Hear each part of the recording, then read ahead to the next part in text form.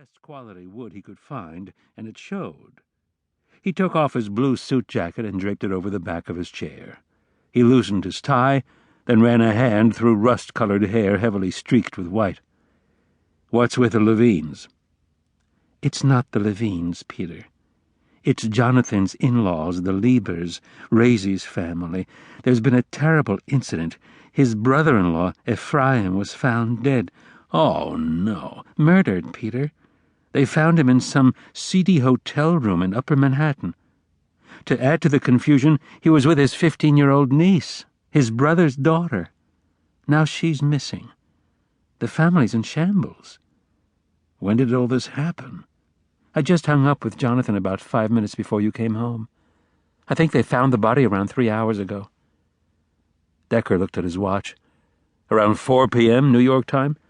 "I guess." What was this guy doing in a seedy hotel room with his 15-year-old niece in the middle of a school afternoon? A rhetorical question. Rena didn't answer. Instead, she gave Decker a slip of paper with Jonathan's phone number. "It's horrible." Decker fingered the paper. "I feel terrible for them, but this call, is it just a comfort call? I mean, John doesn't expect me to do anything, does he?" "I don't know, Peter. I suppose he'd like you to work miracles. In lieu of that, maybe you should call him up and listen to what happened." "He can't expect me to go out there." "I don't know. Maybe. You have a pretty good track record." A prisoner of my own success. I have a job, Rena. As much as my heart goes out to them, it truly is horrible. I can't leave at a moment's notice and run off to Borough Park. Actually, Chaim Lieber and his family live in Quinton, which is upstate. His widowed father lives there as well. Jonathan's wife, Raisy, is Chaim's younger sister. It's Chaim's daughter who's missing." "In upstate?" Decker thought a moment. "Is the family religious?" "Yes. Quinton is a very religious enclave. The family's black hat, super religious except for Raisy. She's conservative like Jonathan." "The outcast," Decker said. "She and Jonathan were lucky to find each other." Rena got up and poured 2 cups of coffee. "They both came from the same background and have altered their lifestyles for similar reasons."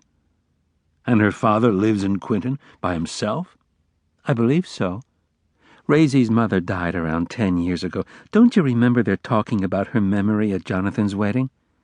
"No, but I wasn't paying close attention." Decker stared at the number. "Why don't you tend to Hannah while I do this?" "Don't want me hanging over your shoulder?" He stood up. "I don't know what I want." He gave Rena a kiss on the forehead. "I know what I don't want. I don't want to make this phone call." Rena took his hand and squeezed it. "Why don't you talk from the bedroom? That way I can get dinner started." "Fine. I'm starved. What are we having?" "Lamb chops or salmon. I get a choice? Both are fresh. Whatever you don't want, I'll freeze." "Hannah hates fish." "She hates lamb chops, too. I have some leftover schnitzel for her." "Lamb chops, then." Decker made a face, then went inside the bedroom and closed the door. He kicked off his shoes and stretched out on his California king bed, dialing the number. It wasn't Jonathan's home phone in Manhattan, so Decker figured that it must be either his cell or possibly his synagogue, located near Columbia University.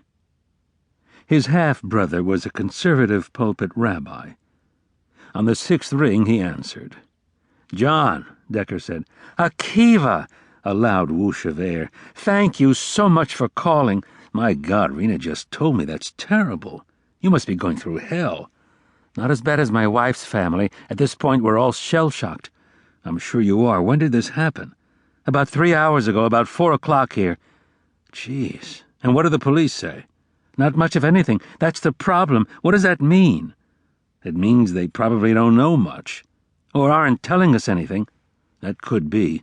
I'm so sorry." There was silence over the line.